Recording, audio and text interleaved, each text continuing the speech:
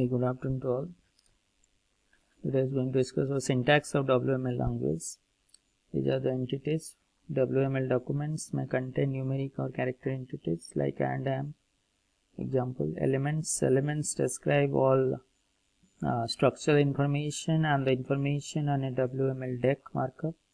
It can include an opening tag, contain internal elements and closing tag. Tags, it specifies the element itself and contains the type of the element, its name and unique identifier. Tag, it starts a language element or it is a opening tag. It ends an element. Tag, this is a blank element. So these are the syntax attributes. WML supports attributes within tag that are not displayed on the screen of wireless device. And attributes is used to describe the characteristics of an element. Comments, they are comments for lines, then this is the comment line. Variables, and when user switches from card to card in a deck, we need to store data in variables, and the WML variables are case sensitive. Next is this is the WAP push architecture.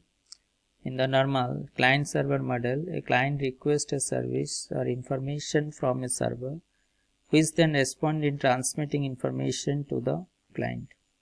And this is known as pull technology. The client pulls information from the server, and browsing the World Wide Web is a typical example of pull technology, where a user enters a URL, that means the request that is sent to a server, and the server answers by sending a web page to the user. In contrast to this, there is also push technology, which is also based on the client server model, but where there is no explicit request from the client before the server transmits its content. The WAP push framework introduces a means to transmit information to a device without a user request.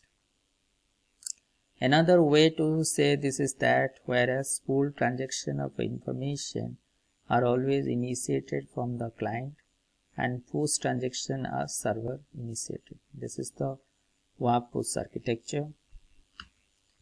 Next is a push pull based data acquisition. There are three types of browsing content can be pushed to a WAP micro browser: service indication SI, service loading SL, cache operation CO.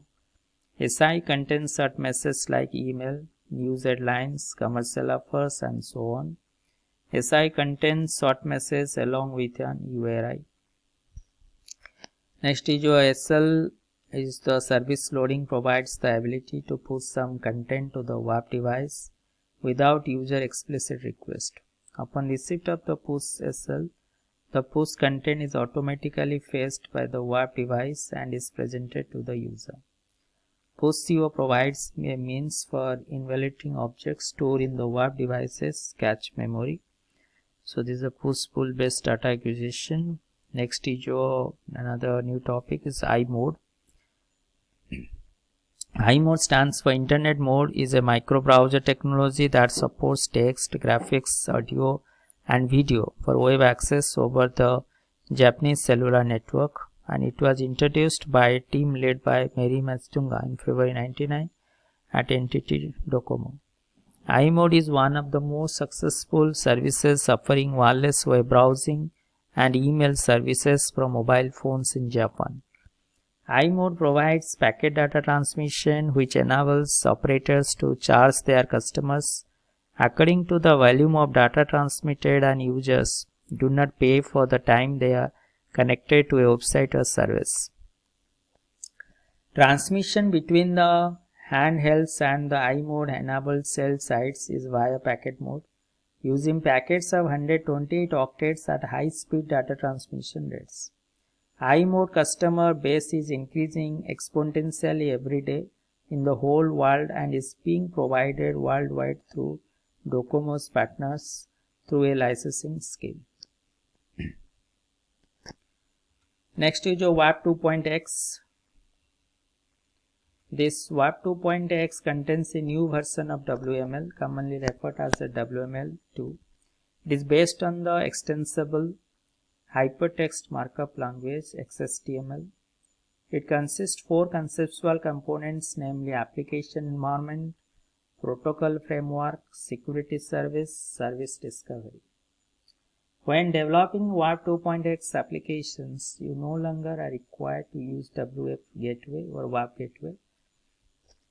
WAP 2.x allows HTTP communication between the client and the origin server, so there is no need for conversion.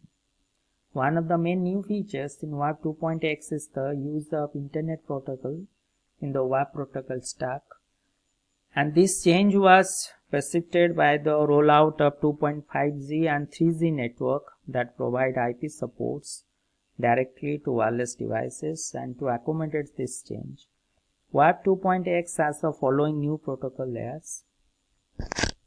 Next is a wireless profile HTTP, that means WP-HTTP is a profile of HTTP design for the wireless environment, and it is fully interoperable with HTTP 1.1 and allows the use of the HTTP request response model for interaction between the wireless device and the wireless server. Next is your transport layer security TLS. WAP 2.0 includes a wireless profile of TLS, which allows secure transactions, and the TLS profile includes cipher suits, certificate formats, singing algorithm, and signing algorithm, and the use of session resume. Providing the support for TLS remove the WAP security gap that was present in WAP 1.x. And wireless profile TCP, WP TCP is usefully interoperable with standard internet-based TCP implementation. While being optimized for wireless environment, this optimization result in lower overhead for the communication stream. And this is the other services of WAP 2.x. WAP push enables enterprise to initiate the sending of information on the server using a push proxy. Next is your user agent profile and external functionality interface, EFI, wireless telephony application, WTA, persistent storage interface, data synchronization, and the multimedia message service or MMS. So these are the other services provided by WAP 2.x. So this is all about your chapter number 8. So from tomorrow onwards we are going to discuss about chapter number 9. Okay. So thank you to all, and thank you.